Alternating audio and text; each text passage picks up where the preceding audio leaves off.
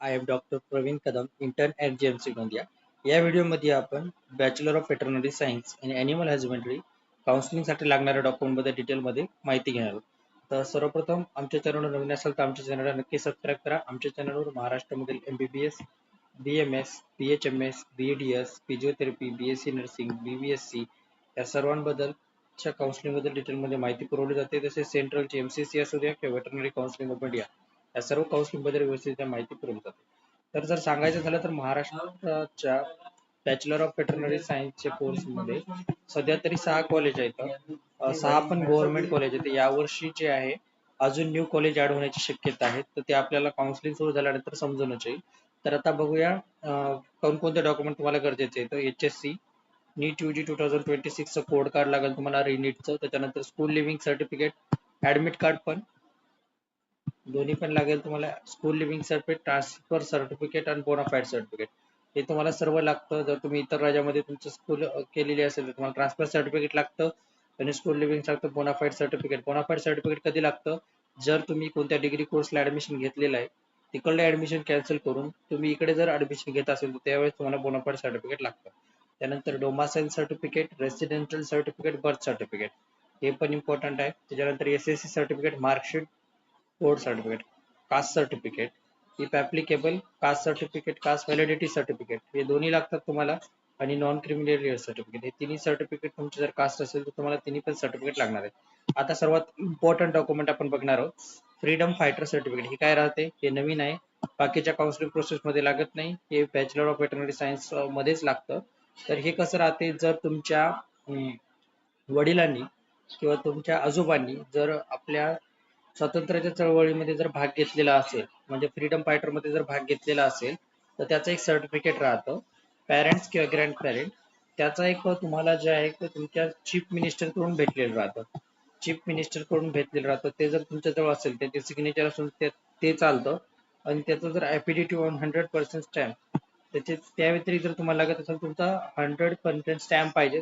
ते जर नसेल, म्हणजे पॅरेंट्स किंवा ते ग्रँड पॅरेंट जर सध्या डेथ झालेली असतील, लाईव्ह नसतील, त्यामध्ये तुम्ही काय करू शकता, स्टॅम्प पेपरवर त्यांचा प्रूफ दाखवून तुम्ही त्यांचं घेऊ शकता की बाबा हे माझे आजोबा किंवा वडील होते, यांच्या मी फ्रीडम फायटर मध्ये सहभागी होते. तर त्याचं एक तुम्ही ते बनवून घेऊ शकता. कॅन्डिडेट ऑफ सन, डॉटर और grandson, grand daughter of freedom fighter, benefit has not been allowed early for any other relative, benefit will not be claimed for any other relative in future. सध्या तुम्ही फक्त एकदाच घेऊ शकता, नंतर future मध्ये त्याचा बेनिफिट होणार नाही. आता फ्रीडम फायटरचं रिझर्वेशन 2% त्याला ही आहे, सीट रिझर्वेशन आहे. त्यामुळे जर तुमच्याजवळ फ्रीडम फायटरचं सर्टिफिकेट असेल तर ते आताच तयार करून द्या. Defence personality certificate, defence certificate तुम्हाला कोणती पण दुसरी काउन्सिलिंग करायची असेल तरी लागते आणि या काउन्सिलिंग साठी पण लागते. तर ते कसं तुम्हाला सैनिक शाळेमधून काढून घ्यायचे. डिस्चार्ज सर्टिफिकेट, सर्व्हिसमॅन सर्टिफिकेट, म्हणजे तिन्ही डिफेन्स कॅटेगरीचं सर्टिफिकेट असेल तर तुमच्याजवळ चालतं.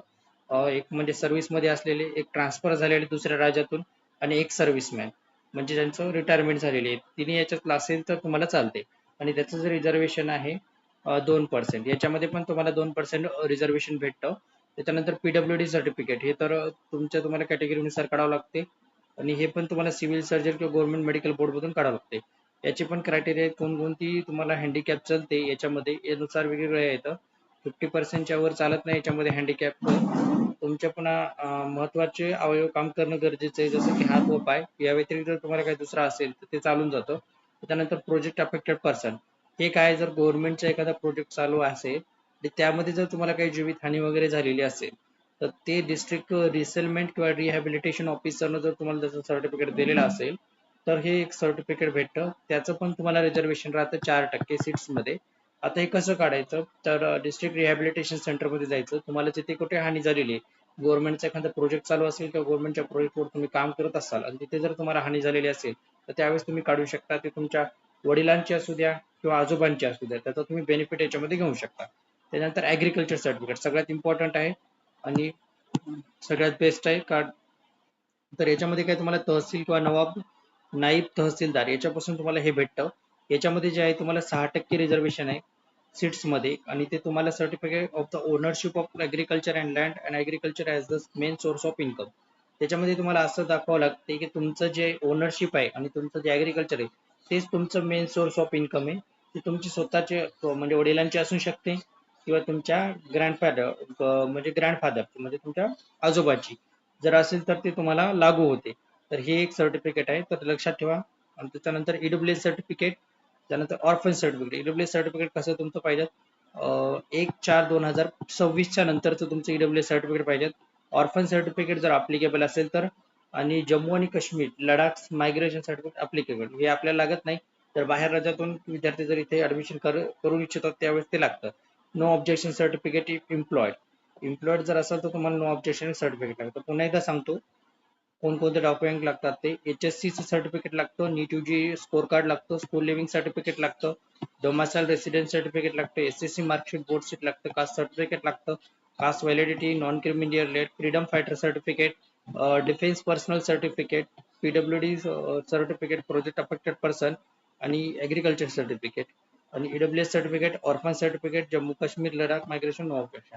हे सगळे ऍप्लिकेबल आहेत. जर तुमच्याजवळ असेल तर तुम्ही नक्की काढून घ्या आणि हे सर्टिफिकेट आता त्या ठेवा, जेणेकरून तुमची काउन्सिलिंगच्या प्रोसेसमध्ये धावपळ होणार नाहीये. आणि MBBS पेक्षा हा कोर्स खरंच छान आहे. तुम्ही नक्की, जर तुमचा MBBS ला नंबर लागत नसेल तर खचून जाऊ नका. या कोर्ससाठी नक्की ट्राय करा. बॅचलर ऑफ वेटरनरी सायन्स याची काउन्सिलिंग रिझल्ट लागल्यानंतर लगेच 15-20 दिवसामध्ये चालू होते आणि आपला जो नीट UGचा रिझल्ट आहे तो 20 जुलैला लागण्याची शक्यता आहे. तर या व्हिडिओमध्ये एवढंच. या व्यतिरिक्त जर तुम्हाला काउन्सिलिंग रिलेटेड काही डाऊट असेल तर तुम्ही माझ्याशी संपर्क साधू शकता. See you in the next video. आपण नेक्स्ट व्हिडिओमध्ये महाराष्ट्रामधील वेटरनरीचे कॉलेज तसेच त्यांचं डिस्ट्रीब्युशन कशा प्रकारे सीट्सचं हे सर्व बघणार आहोत. तर बघूया नेक्स्ट व्हिडिओमध्ये. बाय.